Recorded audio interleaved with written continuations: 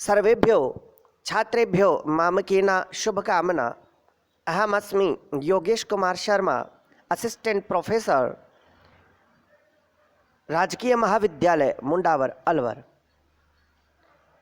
अद्य वयं महाकवि भासस्य स्वप्नवासवदत्त ग्रंथस्य विषये पठिष्यामः। अस्मिन् ग्रन्थे अद्य वयं मंगलाचरण विषये पठिष्यामः। तत्र एका शंका समुत्पन्ना भवति यत् अस्य नाटकस्य नाम स्वप्नवासवदत्तम् इति किमर्थं वर्तते। तत्समाधानं तावदित्थं यत् अस्मिन् नाटके स्वप्नस्य अत्यंत महत्वपूर्णं नाटकीयं च महत्वं वर्तते। नाटके अस्मिन् पंचमांके राजा उदयनस्य कृते वासवदत्ता समायाति।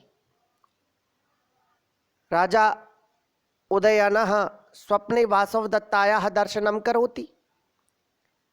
अतएव तदाधारीकृत्य एव अस्य ग्रन्थस्य नाम स्वप्नवासवदत्ता इत्यपि अस्ति। प्यारे बच्चों, आपकी मांग के अनुसार मैं इसको हिंदी में पढ़ाने का प्रयत्न करता हूँ। महाकवि भास के 13 नाटकों में स्वप्नवासवदत्ता का अत्यंत महत्वपूर्ण स्थान है। स्वप्नवासवदत्ता के नामकरण में यह प्रश्न पूछा जा सकता है कि इसका यानी इस ग्रंथ का नामकरण स्वप्नवासवदत्तम क्यों किया गया। नाट्य शास्त्र के नियमों के अनुसार किसी घटना विशेष को आधारित कृत्य करके भी किसी ग्रंथ का नामकरण किया जा सकता है।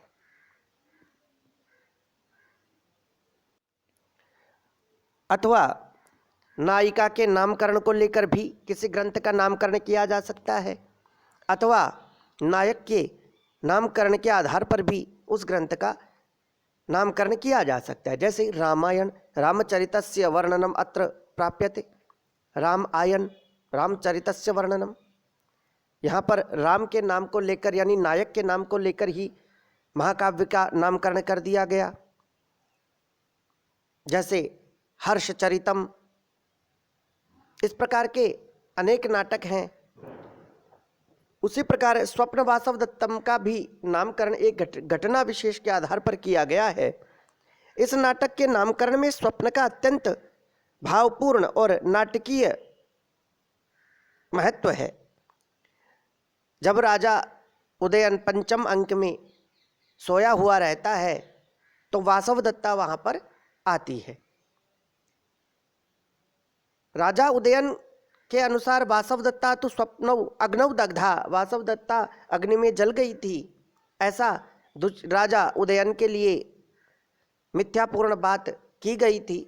उन्होंने सोचा कि वासवदत्ता अग्नि में जल गई है, लेकिन वासवदत्ता वास्तव में जीवित थी।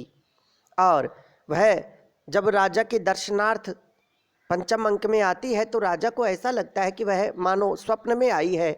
इसलिए स्वप्ने आगता वासवदत्ता, स्वप्न में आई हुई वासवदत्ता के नाम को लेकर ही, उस घटना के नाम को लेकर ही इस ग्रंथ का नाम स्वप्नवासवदत्तम रखा गया।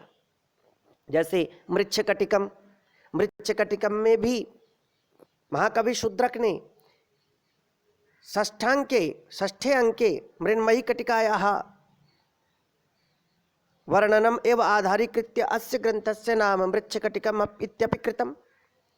छठे अंक में मिट्टी की गाड़ी का वर्णन प्राप्त होता है और उसी वर्णन को लेकर महाकवि शूद्रक ने अपने ग्रंथ का नाम मृच्छकटिकम रखा। इसी प्रकार पंचम अंक में स्वप्न में आई हुई वासवदत्ता की घटना को लेकर भी इस ग्रंथ का नाम महाकवि भास ने मृच्छकटिकम रखा है। वस्तुतः कवि ने इसी स्वप्न दृश्य से प्रभावित होकर इसी के नाम पर नाटक का नाम रखा, जो वास्तव में बिल्कुल उपयुक्त है।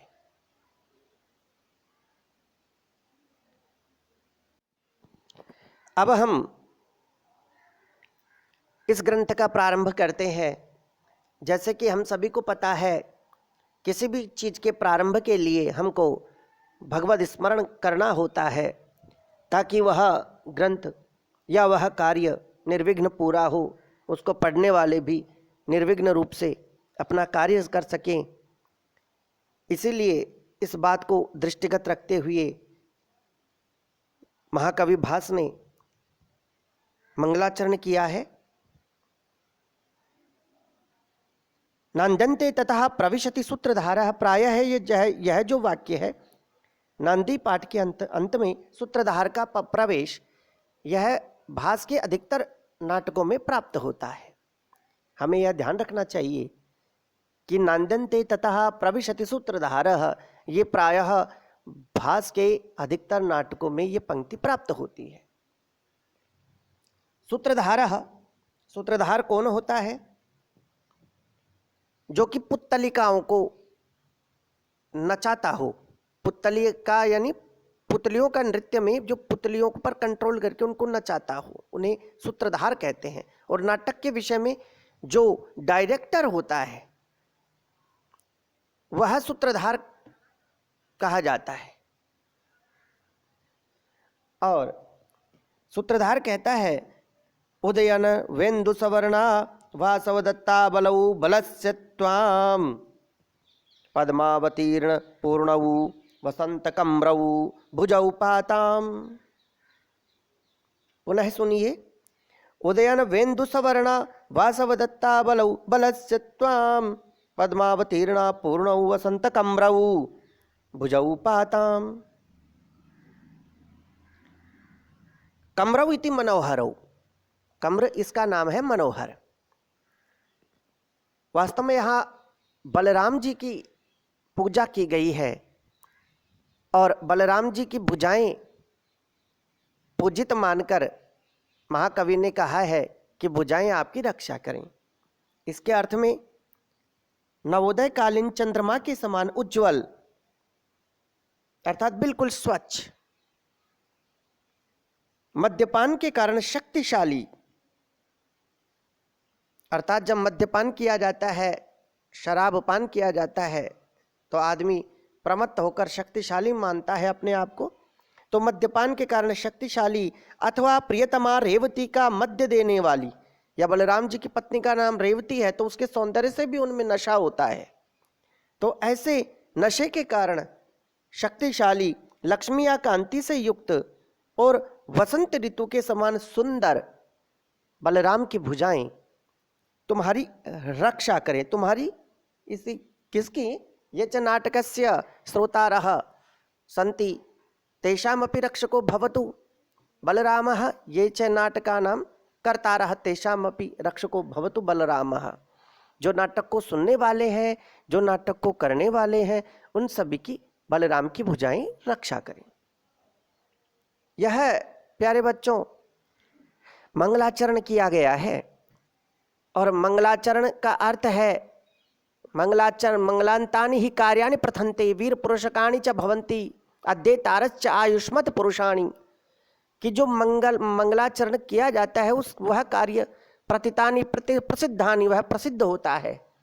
उसको पढ़ने वाले या करने वाले भी उत्तम आयु प्राप्त करते हैं और कोई भी विघ्न बाधा इसमें नहीं आती। अतः मंगलाचरण का विशेष महत्व है। और अद्यतन युग में भी शादी ब्याह जब होती है तो सर्वप्रथम मंगलाचरण के रूप में गणेश जी का स्मरण किया जाता है। इसलिए बिना मंगलाचरण कोई भी कार्य नहीं होता भारतीय संस्कृति में। अब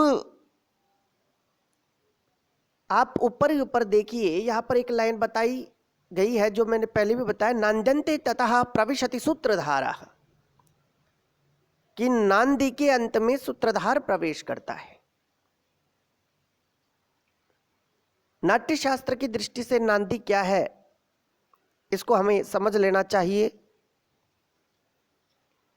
नांदी कहते हैं आशीर्वचन संयुक्ता स्तुतिर यस्मात् प्रयुज्यते देवद्विज नृपादीनाम तस्मा नांदीति संगीता। कि जिसमें आशीर्वचन संयुक्ता, जो आशीर्वादात्मक वचनों से संयुक्त हो। स्तुतिर यस्मात् प्रयुज्यते, जिसमें देवताओं की या विप्रों की या अन्य किसी की भी स्तुति प्रार्थना की जाए।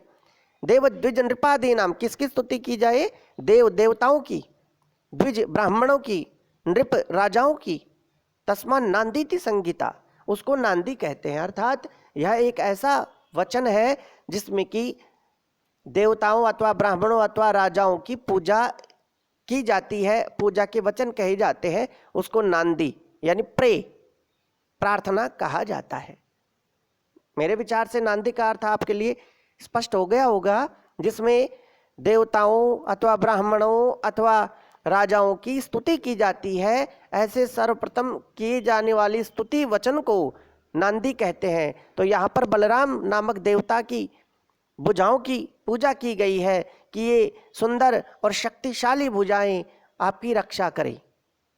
क्योंकि शक्तिशाली होने का एक महत्व यह है कि शक्ति जो है दूसरों की रक्षा के लिए प्रयुक्त होती है, दूसरों को पीड़न देने के लिए नहीं होनी चाहिए। इसलिए बलराम की जो भुजाएं हैं शक्तिशाली हैं, इसलिए रक्षा करने में प्रयुक्त हो।